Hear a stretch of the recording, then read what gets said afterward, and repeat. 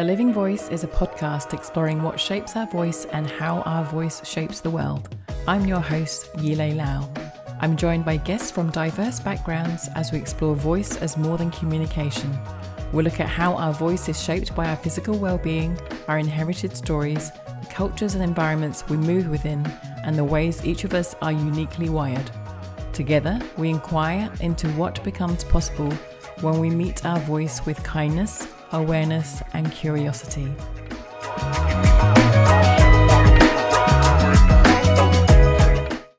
So, welcome everybody. I am super excited to have Amanda Kent on this podcast.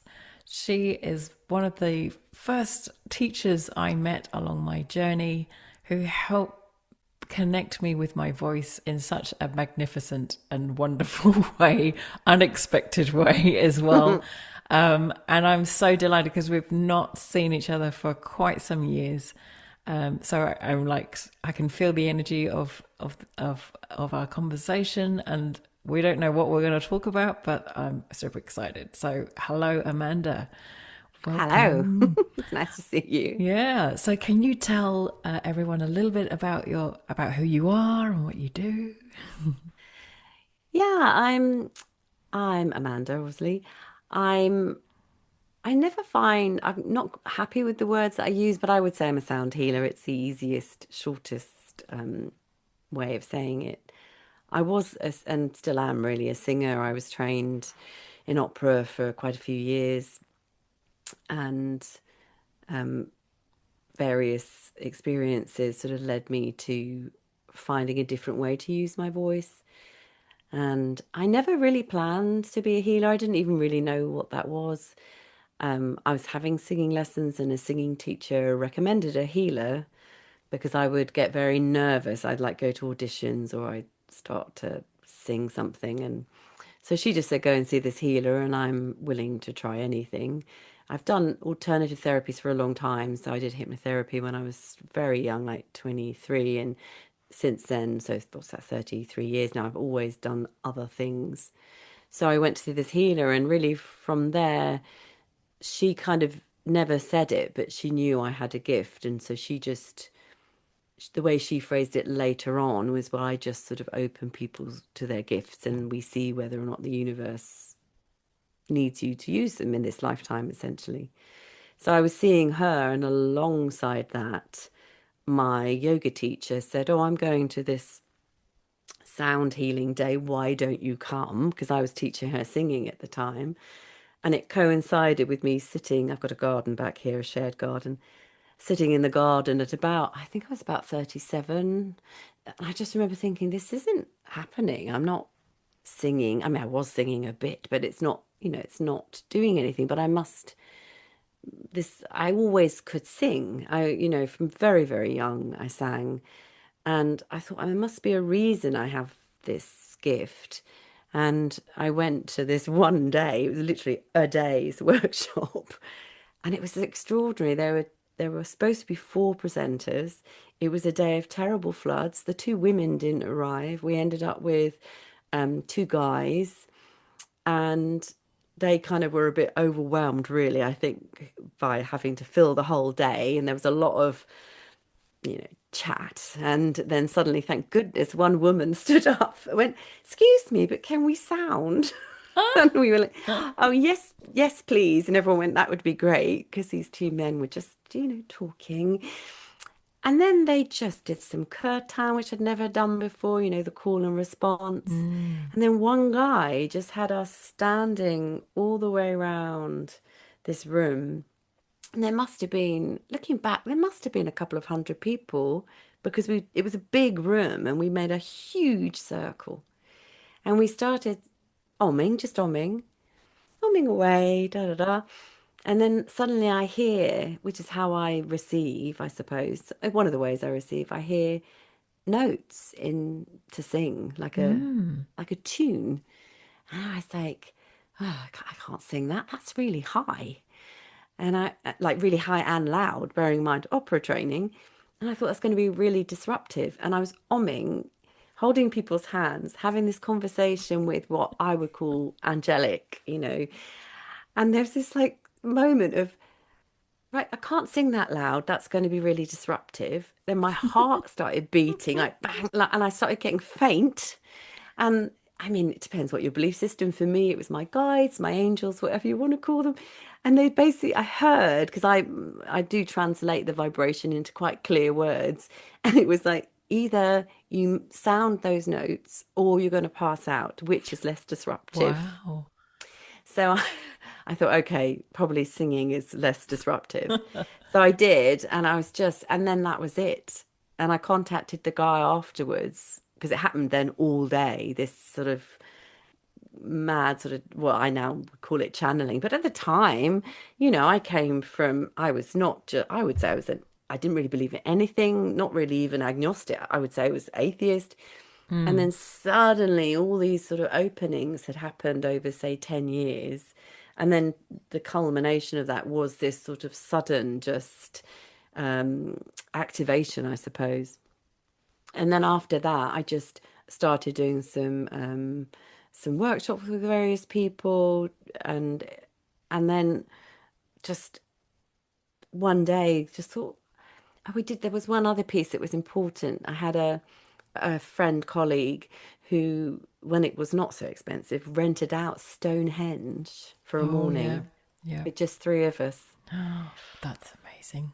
I know. And we went around and we sounded, and I was helping the energy because I connect very strongly with guardians of places. So the guardian of Stonehenge led me round, and I had to kind of clear, and because it obviously it gets a lot of mixed energies. Mm, mm. And after that, it was then a second or third person said to me, "You should do that for a group." And that's when I started doing just sounding, very tiring, couldn't do it now, for an hour with just my voice, like a sound bath, but just Just voice. your voice. And I set one up, and that was probably, I don't know, 2010, Okay. 2011. I think that's probably And around the then, time I met you. yeah. Ah, And then then it all sort of started to kick off. And then out of that came what is now the Sonic Soul Choir, and people just saying, one person after one of those just sounding sessions said, "Do you do one-to-ones?" I thought, do I do one-to-ones? Went and spoke to my still healer, now then supervisor, and I found a nice Reiki lady, and I went into some training, and that's how it all started. So, but it was quick. It's like yeah. it just sort of was supersonic once it started. But looking back, I can see my healer was kind of opening me up to all of that for probably, it was maybe not quite 10 years, but it wasn't far off. And all Wow. the stuff you do in between, yeah. So with the So that's, soul, sorry, that's a long that's one. amazing. Yeah. Well, that's like I've never heard that through you, like said before. So it's quite interesting because it kind of speaks to my journey, and that's how I feel like I've been initiated by you. Initiated's a great word, yeah. And so like from that Stonehenge moment and then onwards, has it always been like those the group work and helping people connect with their voice and or did you like leave opera then or was it still in parallel or So I, for quite a while, I was still doing bits of opera singing, and I've picked it up again recently, actually. But for a long time, I was really focusing on the sounding, um, and I think because at the time it was like I needed to focus, I think, on that. But I do understand that the way my voice came in my body and all the lessons I had, because I had lessons from 12, helped. But I think what that means is because as a singer, my voice is very open. I suspect that then that openness resonates to other people's voices, and other people's voices go, oh, and they get that vibration of the sound. So I still do. Recently, particularly over the last 4 or 5 years, I've picked up singing again as a hobby, which has been very nice. But I think sounding and doing it in group is amazing because particularly if you've got a group where there's one or two other people that do it very easily, hmm. because in that I remember once going when I was dabbling in various things. I went to a spiritualist church, but we have one here, and we were singing. And one lady turned around and she said, it's really good when you sing because it lets other people sing. Oh, And I think interesting. Mm. because and I thought that's the key, isn't it? That when you run group, you're first, because people, women in particular, we're taught to have smaller voices than we really have, even our speaking voices.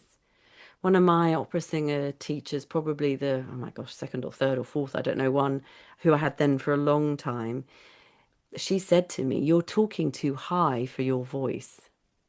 Oh, interesting. So Mm. women in particular will slightly do this, and we'll try and, lighten the voice a bit more. When you really start to get into your body and lower the voice and let that vibration happen here, that makes a huge difference. So with group, and I've done group forever really now, as you know, we started with Divine Light Sounding and it's gone through various names.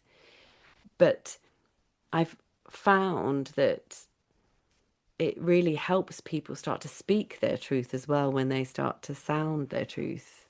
Mm. Oh, actually, yes. With that, because for those that are listening in or new listening into this, it's like you mentioned sounding and then singing. Like, what's the difference for you? Is there a difference between sounding and singing?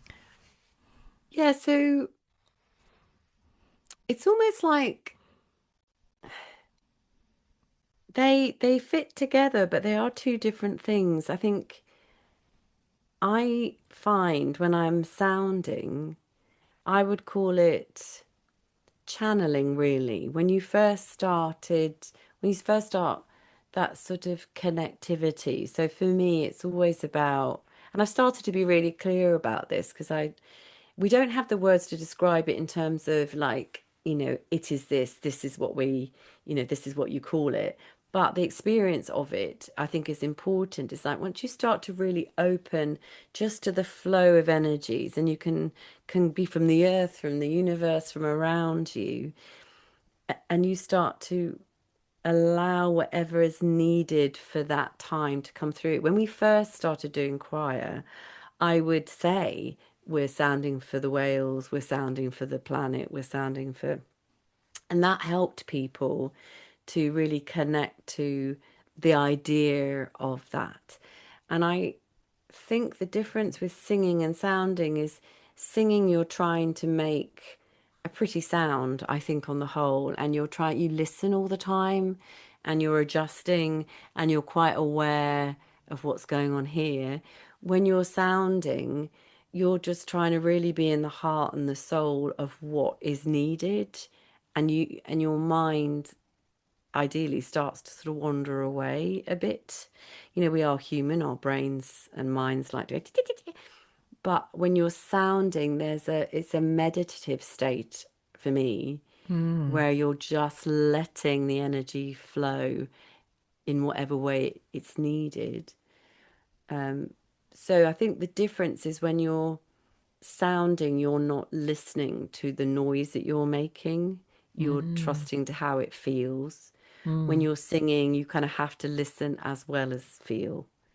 And I think to me, that's quite an important difference because if you're listening, the ego is probably involved a bit. Whereas if you're just trusting, and I think that's where sounding in a group as opposed to singing is powerful because it also, because I mean, we call it Sonic Soul Sundays now, but when we're sounding for the first half, it can be cacophonous, it can be discordant, it can be the most beautiful angelic sounding you've ever heard. And it can be this, I mean, for want of a better word, we are not shamans, but that sort of shamanic earthworker drum rattle. Mm. And you just let it be. And you Mm. don't.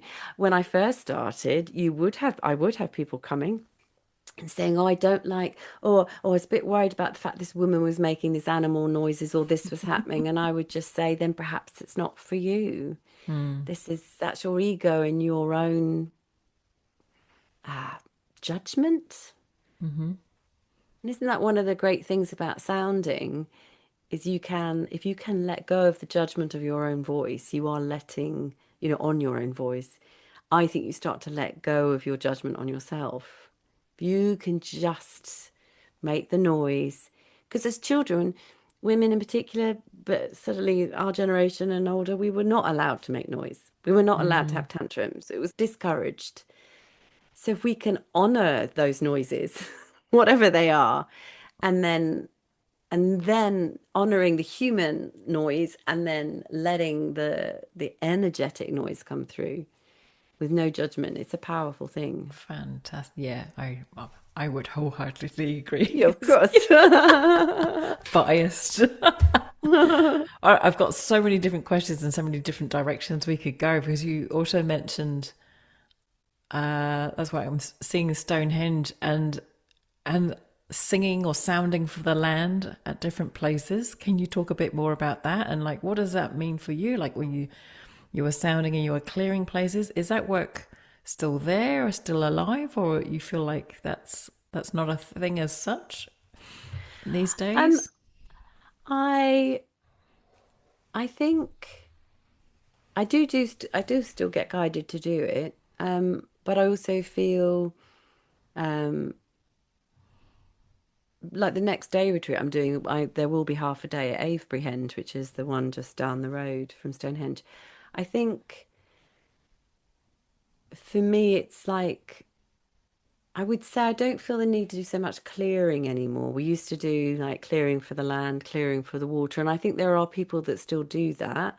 I'm not sure at this stage in my life that's my job anymore. I feel like Mm, I was at Stonehenge for it was the autumn equinox with a group, and we sounded both outside the henge as the sun was rising, and then inside the henge there was my little group of maybe 10 of us, and then this big group of young ones drumming and sounding and dancing, and we ended up sort of doing this beautiful beautiful cohesive sort of sounding together. But I felt at one point energetically handing it over to the younger ones and going, okay, now this is now your job.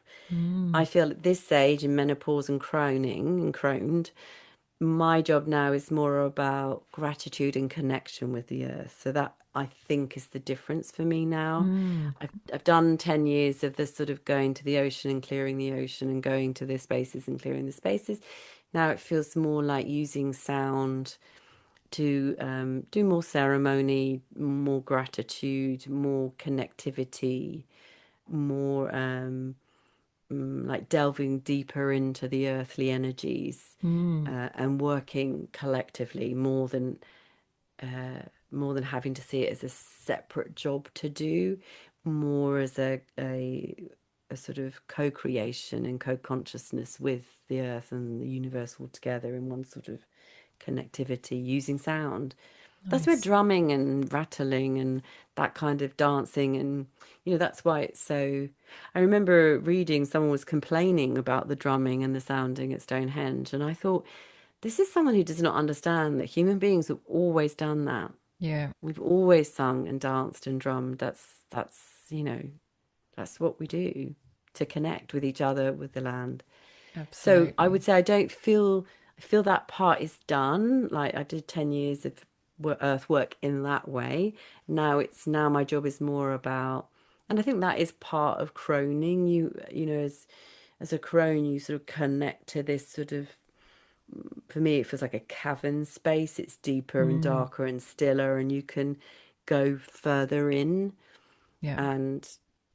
and therefore I'm more able to work with the deeper sort of shadowy stuff for people and the earth. I've always had great friends with the beings of the earth, and they love the sounding. They're like the inner realm guardians, the energies that reside in the planet. They love drumming and sounding, and so yeah. So now for me, it's more about working collect. I mean, it was always like working with them, but now it's more like a much more cohesive connection with Nice. through sound with it. Yeah. So you mentioned ceremony, like more ceremony. What does that look like for you? Because for me, like it felt like you always had that, but I guess has that changed for you in the way you do ceremony with sound I and think voice? Yeah. I think I have more of a sort of one of the things I really am working towards is how to do ceremony in a way that is authentic to this land. That feels important.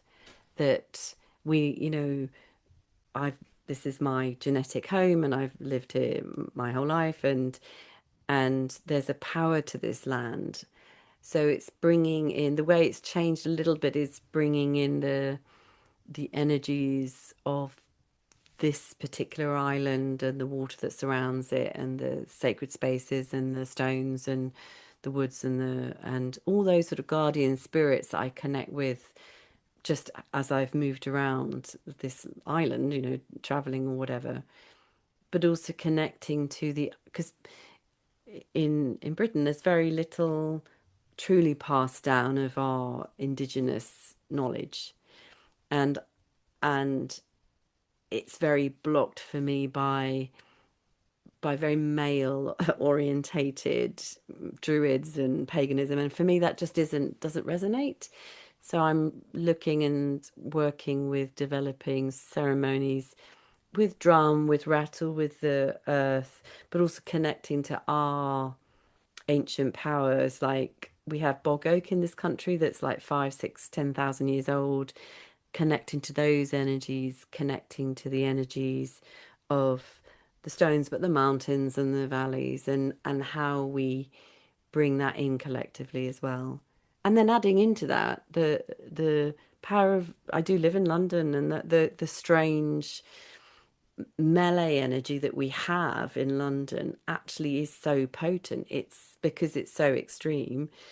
But if you sit in the middle space of it, there's this absolute people who have clients who are in Europe or in America, and they will come here to reconnect to this power base. So there's that too. So we add all of it in, the modern stuff, the old stuff. So for me, ceremony is in a shifting way at the moment. I find that I'm looking for new ways to connect Mm, to the potency of this land, I think is what I'm trying to nice. say. Yeah. That's a Yeah. nice way of putting it. I guess it's to Mm. also honor the modern day, I guess, the modern day lifestyles as As well, and well. how to yeah, speak to that energy. It sounds like, and also make it accessible for people.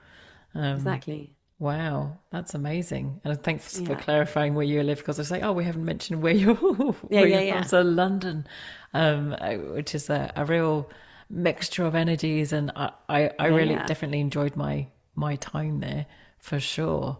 So is there a lot of people like what are the types of people that come and see you that are drawn to you? And I know we had before the recording, you mentioned this kind of profile of people that people really get it, which is a high percentage, but then there's some that just don't. Like, what sort of people come to see you?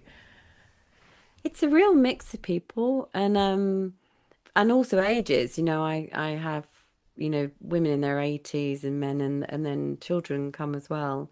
Um, and I think is when I first started working, because I'm quite psychic, I would give almost too much information about what I could see and what was clearing through.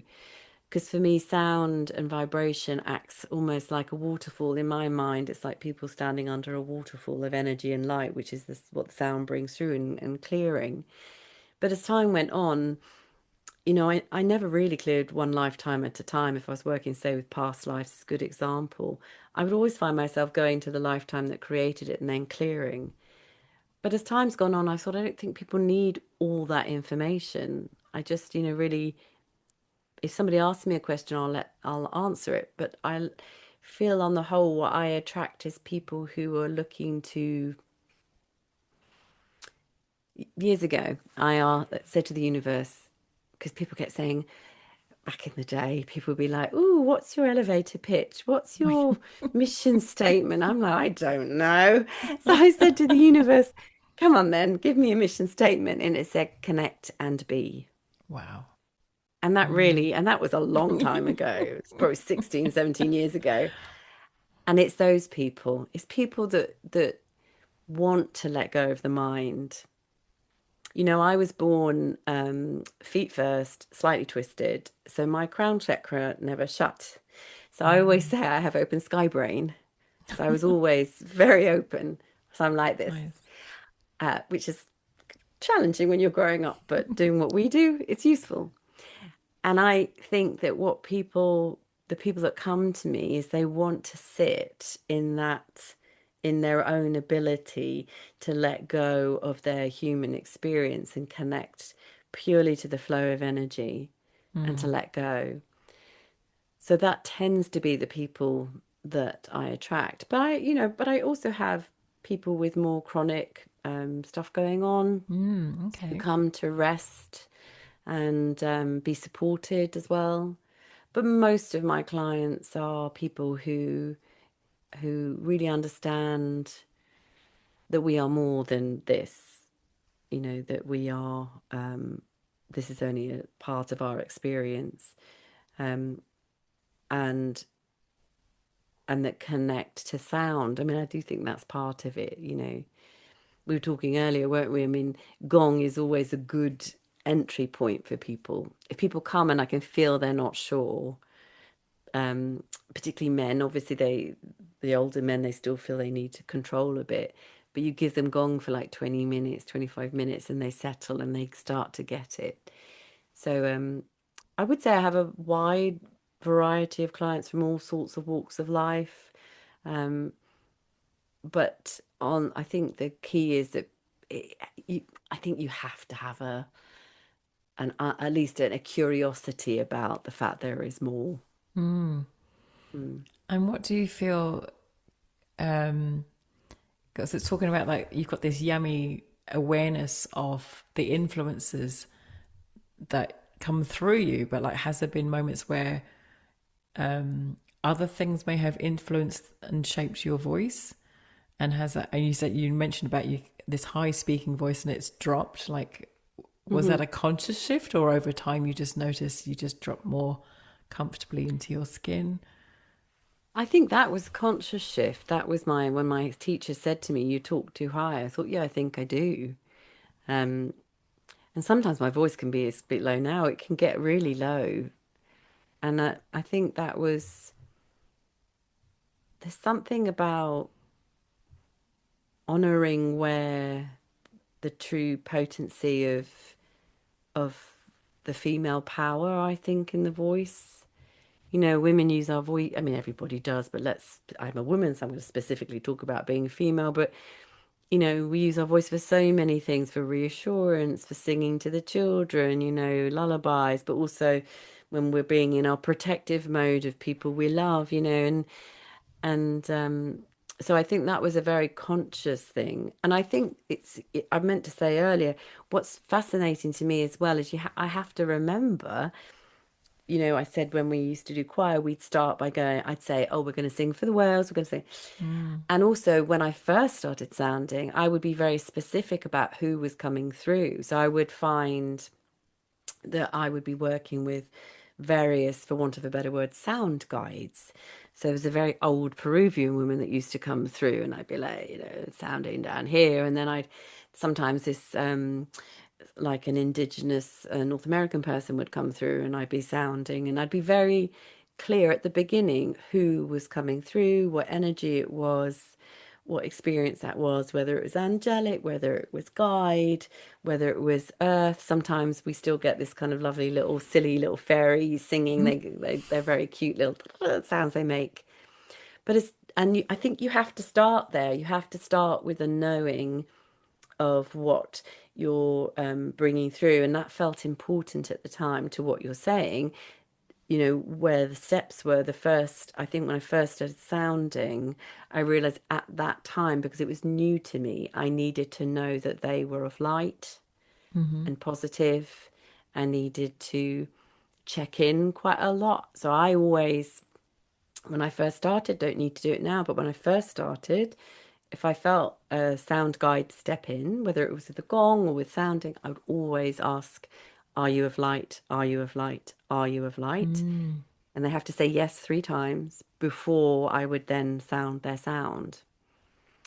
And then after a while, you get used to if you get a no, you send them away, you start to know what that feels like. And Mm. then it started to just be a flow. But at the beginning, lowering the voice, finding my true resonance of voice inside the body on a human level, talking, that felt important. And then when I started sounding, being very careful and clear, is this appropriate? Is this in alignment? Is it of light? Mm. And then you start to feel what that feels like, and then you can let it through the body. Yeah. Um, is that sort of that, you know, is that helpful? That Yeah, no, those sort of yeah, no, totally. And I've got so many questions running through when you're talking because I'm reminded of like, I guess there's that passive, as in receiving sound, which is how I first met you. mhm, I think at the Swiss church church, yeah. in London, where people with sleeping bags, and even then, like it's interesting how sound healing or sound bathing, sound in there, it's just exploded. But back then, to me, was Yeah, still quite nobody was new. doing it. Yeah, yeah. And you walking around with your chimes and you're singing and you did this, I Yeah, think it was light language, and I started crying. So that was like very yeah. receptive, and I think you were doing sounding for singing as a class Of because I was course. like, Yeah. I'm bawling my eyes out. I need to sign up Yeah, because yeah, yeah. I'm just like, what's happening? Um, so I guess my question is like, are you still doing those divine light sound bars, or is it more now interactive and your people are sounding with you? And I mean, I don't just do it with the voice, but I do still do it. So I run various things. So obviously, I do lots of one-to-ones, but I do those online as well, which is a bit crazy, but it seems to work these days because, you know, Zoom. So that sounding was very wearing on my voice. You know, your voice, your actual physical voice box is a delicate tool. And I realized that it was never going to attract enough people. We were talking practically earlier, you have to do some sums and you have to do what's going to work. And and I felt like if I could do it for 50 people once a month, it would be worth doing, but it was starting to wear the body and it just because sound is does do this for people. It's quite confronting. It does bring stuff up for people, whether you're just sounding or whether you're encouraging the person to sound. So I started to just do the choirs. But during the choir, so Sonic Soul Choir, there will be moments where the sound drops away and then that sort of more angelic sounding will come in and somehow the group always just drop and that sound comes and I do that sound. And same with day retreats. And I'm running this course at the moment. I'm doing a 6-month course, 1 day a month, and the same. So it still happens, just more as part of something else rather than just me sounding. So even when I'm doing gong bath, which I don't do group gong bath particularly anymore, but I've started to combine an hour of sonic soul choir with an hour of gong bath. mm, But even during gong, I'd find I do still bring through that sounding mm. and the drumming. So it's still part of what I do So because when it's the you, piece. oh yeah, Mm. sorry. No, it's the piece that cuts through a lot. The particularly very high angelic Mm, sounding. It really cuts through trauma and opens people's souls back up. It mm. kind of calls people's souls back into their bodies. Because when you're saying you're bringing, you can sense the beings in and able to provide that information for people. What context is that? Is that when you're doing the group sonic and go, okay, this energy's coming through? Well, now I don't do it. I can still identify it, but now I just let we even with choir we just let it flow. So now it just flows. There's no stopping and starting, Hmm. and we know we'll start and it will just do this thing. And you'll find afterwards you'll talk to people, and people generally agree with where we were, at what point we were sounding for what. Um, so yeah, it's moved on a bit from there, but I will still, if I needed to identify, I would still know. Hmm. But it's that thing of allowing the open sky brain to take over and just allowing the flow to happen Yeah, nice. rather than having to identify each, section. And what changes have you seen in people? Because you said like there's quite a lot of regular, steady crew and those that have come and gone. Like, what sort of changes have people reported or you've witnessed yourself? I think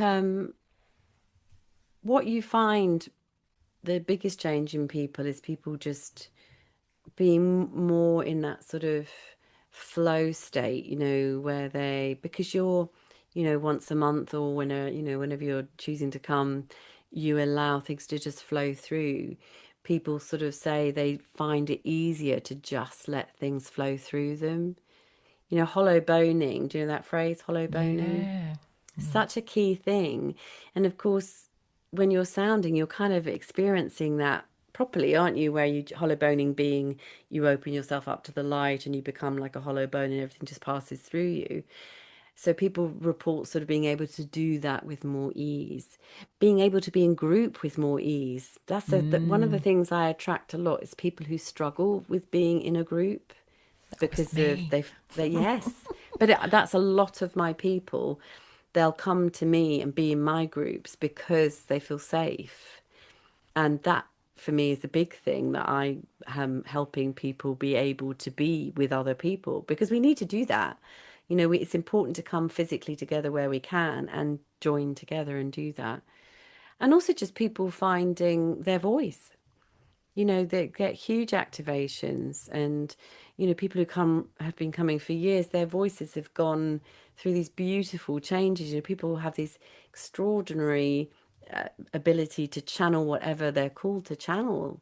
People who used to sound like this, they've got full sounding voices now, and also I think just for them, the other thing I get from people is they're able to speak their truth a lot more and be much more honest and upfront Yeah. about things with people around them. So I think on all those levels, it's really powerful. Even on, take away, you don't have to believe in any of this stuff. Just sounding as a human being together, not singing, sounding, and letting everybody be where they are, not listening to what anybody else is doing is a powerful thing. Let yourself sound, let yourself make the noise you want to make. Fantastic. I love it. Yes. I can feel, do you feel that voice is, I guess, coming in more for people? I know you work in this area, but have you seen ebbs and flows of people coming and going, or it's been quite steady, It's been quite steady? consistent, yeah. And when I occasionally add in a little bit of singing technique, a lot of them, not all of them, but a lot of them really enjoyed that. It's because that thing of being able to just because I think sometimes feel people when they're sounding feel restricted by their ability to make sound. So when I gently sort of start doing little singing exercises. When we did the singing for sounding workshops, it Mm, really helped people understand, oh, if I just relax my jaw and take a big breath in with my mouth open, more sound can come out. Just encouraging people when they take a breath, just to rest a finger on your chin, mm, those sorts of things really make a huge difference. And yeah, and I think people are opening more and more to it. And the young ones in particular, when they really get sound healing. I do think mm. that. Um, I've had people come and they've had lots of other sort of body work and that kind of thing. And people in their sort of under 30s will say, oh no, I get this much more than the other stuff. And I'm like, yeah, I think Ah, this is their generation. And why? they're much more able because they come in so open, they're much more able to go, they bring the sound through and let it wash through them. And they're like, oh, I don't need that, or I don't need that without really having to Ah, think about it. think Yeah. about it. I was gonna say, why do you think that is? And it's maybe because there's that. There is no there is no thinking. Uh, Yeah, I think they come in with their chakras are slightly. I think. I mean, they used to say they're coming in more open, and I think that's correct to an extent. But also, just trauma for everybody creates slight tightness in the chakras. But I do think that their energy centers are just a bit softer and a bit more able to go, oh, okay. mm, So there's every generation's different, bringing a isn't it? different Yeah, quality. yeah, yeah, yeah. So I'm gonna say, where should we go now with this topic? Like, what's alive for you right now? Then, because we've talked about like lovely work. So, what's sparking your world at the moment? Well, I mean, interesting for me. I feel like there's something about doing bigger groups and getting more people together. And like I have this lovely studio that I use in Croydon, but it is restrictive with numbers. So I had it booked for a retreat in the autumn, and I just felt no, I need a room that can take 10 or can take 30, and it so that the group can be whatever it needs to be rather than it having to be this particular amount of people. And I got strong guidance to sort of be on Instagram and just the course I'm running at the moment. Some of my clients abroad have asked me to see if I can set it up online. I do work online sometimes in group. It may or may not happen. It's not clear yet to me, but I feel like that's part of it. And I think that's to your question just now.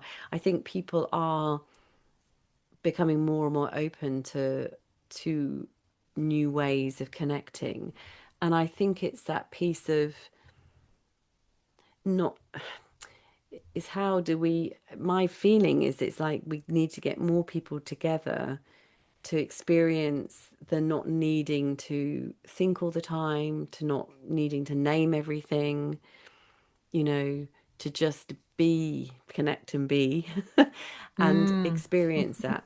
So what's big for me at the moment really is just encouraging bigger groups to come together and experience what that will be like. What is it like if you're in a group of 20 rather than 12?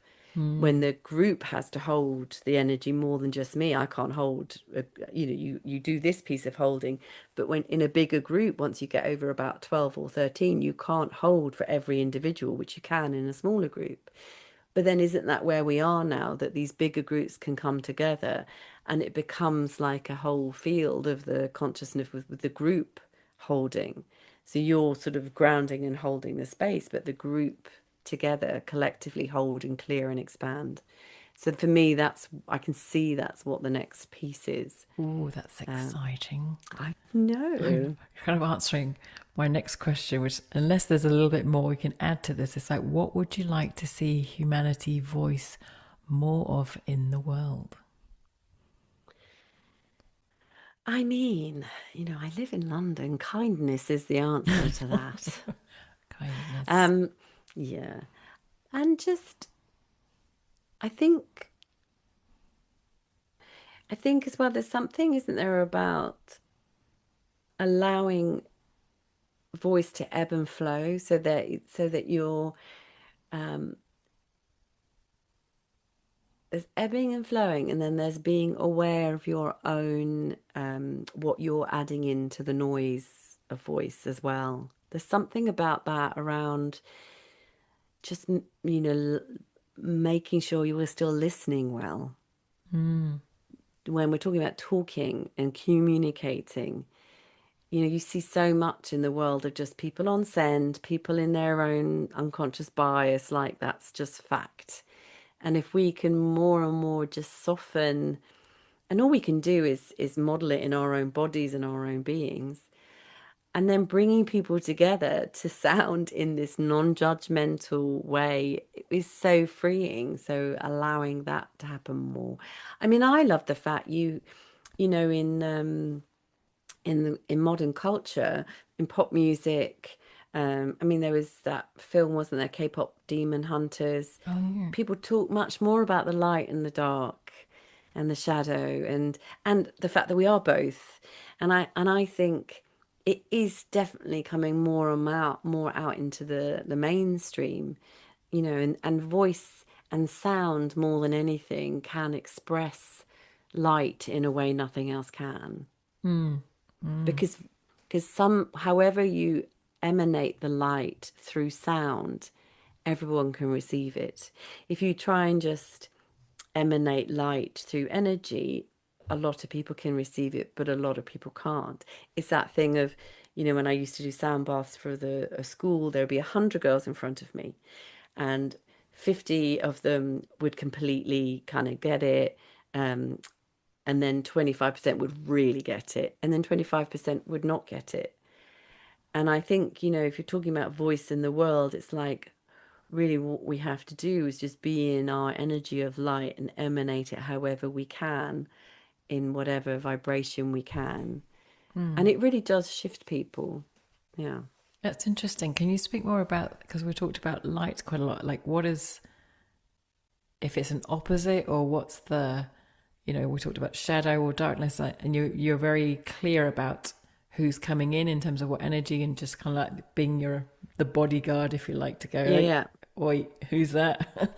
um, is there a space? What am I speaking to here? Um, what would you call it? Like darker energies or shadow energies, or like what about the? I call it grunty energies that may also require a space. Like, what point of view do you have around that? Well, it depends what you're doing. So if you are so so if you think for me, if you think about light for me is the energy of the universe. So there's the universe, and the energy of light is what brings through the potency. So the energy of the universe is like the collective field, or however you want to call it, and light is the sort of and it can be, people use different words, starlight, angels, whatever, that kind of light energy. So if you're talking about light, that's what I would say.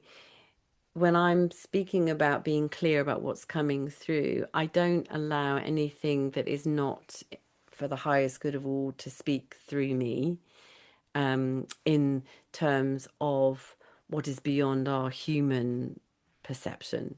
If Mm-hmm. you're talking about shadow, and I would differentiate between light and dark being light of the energy of the universe of positivity, dark being energy that is coming in, that is against the development of humankind. Okay, thank you. Yeah. Yeah, that's just for me, that's how I would define it. But then Mm. if we're talking about shadow, that's for me, I would talk about shadow in terms of the way I express it is probably more of a Jungian way. So you'd have the wounded child and its shadow, here's the inner child, it hasn't experienced the wounded child, and the shadow separate, and the shadow wanders off over here. And this part, we have this sort of part of us that we drag around and flares up every now and then. Sounding the shadow can be really useful. Mm. If you're, so as a sort of healing for the human and the traumatic experiences, allowing the shadow to sound through it can be really powerful and Mm. important. Sometimes one of the most powerful expressions of that I've done would be on retreat and in sort of deeper classes like the course we're doing, because it can be very activating. So you have to be in a very held space, I think, to do it.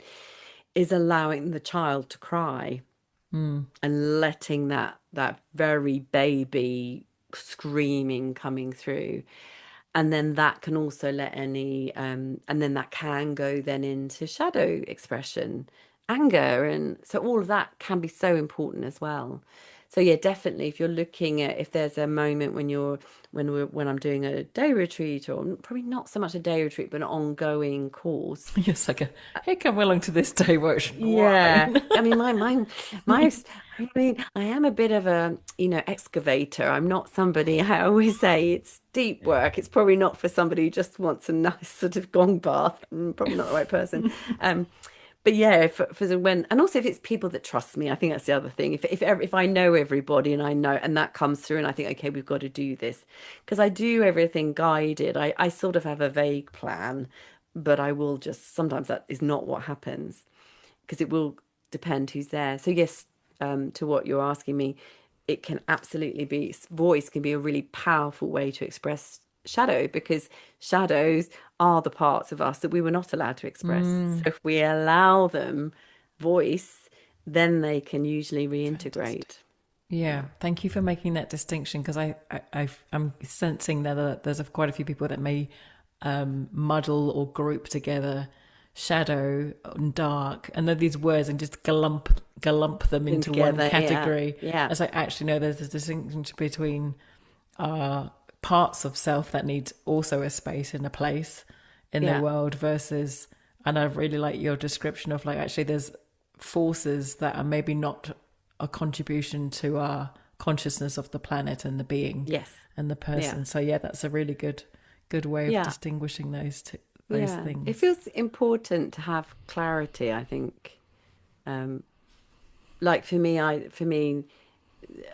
if I'm talking about light beings, I do differentiate between, I think of light, angel, and star beings as being positive, but then there are these other beings who are non-benevolent, and I think we should be clearer about it. I think people are not clear enough, and we need to be clear about when things are for our highest good and when they are not. And yeah. No, totally. But also to, I guess, give them a place as well, or acknowledgement to kind of go, oh yeah, I see you, Yeah. but not this party. Yeah. Yeah, not this party. Yeah, yeah, yeah. And we can always, and I usually do, if I'm doing any sort of clearing like that, we can always send them light, because usually that's what all beings want. Every being has, I think the thing, and also we mustn't sort of demonize in any way really, because every being, when I look at, I once, if you imagine our souls are space, this is very linear, but if you imagine our souls are supposed to be the size of like a basketball, and then past life experience, trauma just makes our souls reduce, right? And then the work we do, I think, is to just let all of that, try and get it to re-expand, so that then the soul just can expand and connect through the portal of the heart into the universe, and allow all that through. But when I look, all beings have at least a sort of new moon slither of light. Even the non-benevolence, we are, this is where, for me, it doesn't matter whether you think you're from the star or an angel or whatever, because all beings are from light and the universe, and that's all that really matters. Our souls were all created in a soul nursery that was this, this arrival. And like when you see nebulas on, they take these amazing pictures now of star nurseries, and you see all that energy coming together to create a star. It's the same with the souls, and every being has an element of light in their soul. So even the less benevolent beings, we can still go, we're not here, but here, have some light if you want it, otherwise bye bye. Yeah. And that feels important as well. So Nicely it's not put. yeah, it's Yeah. important, I think. It's like good luck with that role, hey, Yeah, see ya. yeah, that's your incarnation. Yeah, yeah, yeah, yeah, Doing well. exactly. Oh my God. Yeah, yeah, yeah.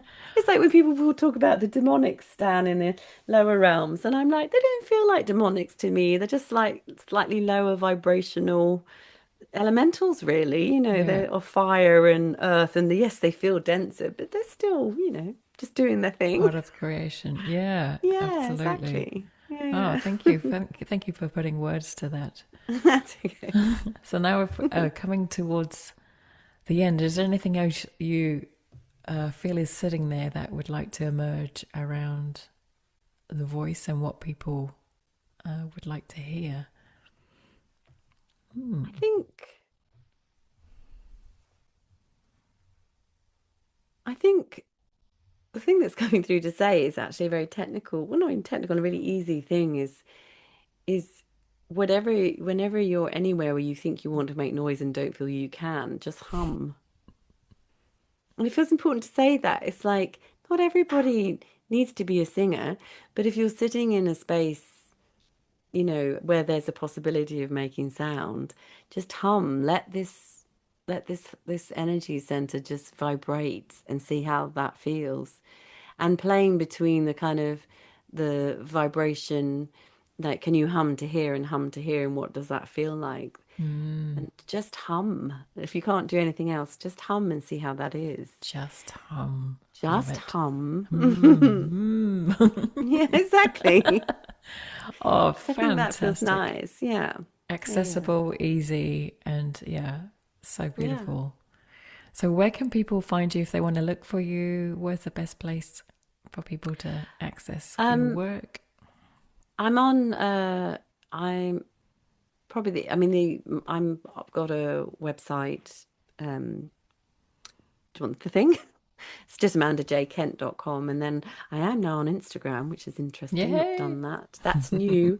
And that's amandakent.soundhealing healer, I think.